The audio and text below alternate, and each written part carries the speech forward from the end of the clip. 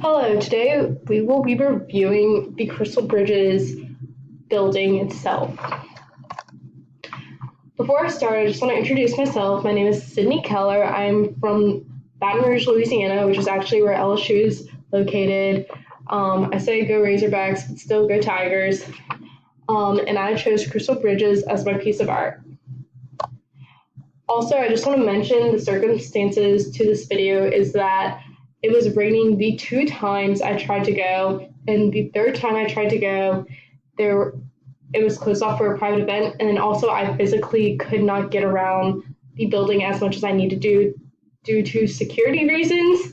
So we will be using pictures for this video. I'm sorry for the inconvenience.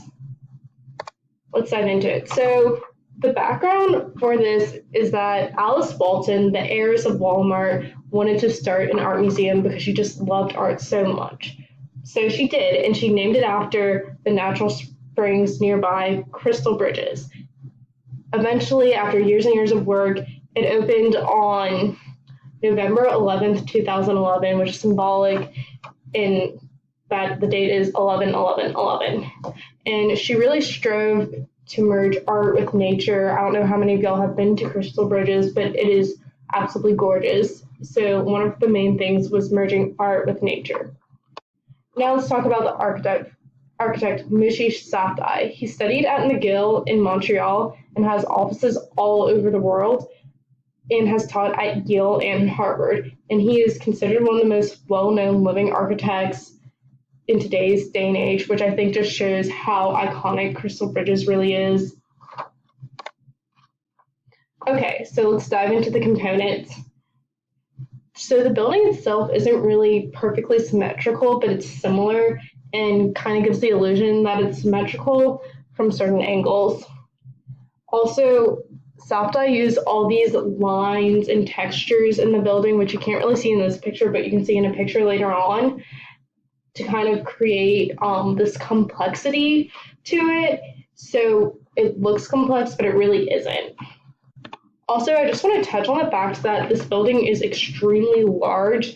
It houses so many pieces of art, and it sits on this huge plot of land that kind of seems like it's in the middle of nowhere, which I think is pretty unique.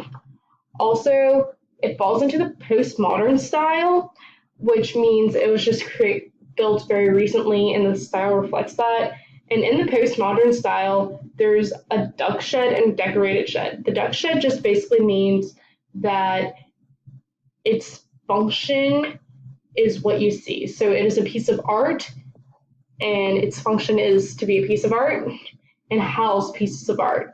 Decorated just means it could be any type of building, and it just has a sign or some decorated thing that tells you what it is. So instead of it being any old building that could be an office or a house or something having a sign that says museum, the building itself is very much a piece of art, so I would classify this as a duck shed.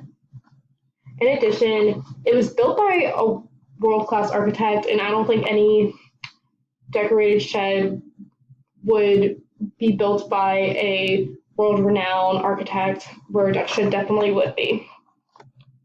So in addition, Saptai used metal, which is a bold choice in building this building. He used it because it created complexity, and it made a bold statement because he wanted to show, hey, I'm a great architect, because metal can be extremely hard to work with when building something this massive and complex.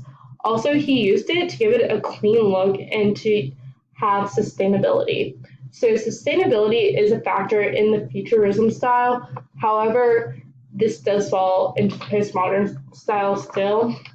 But his different uses of metal and the different types of metal that were used different hues and just created this level of complexity that's important.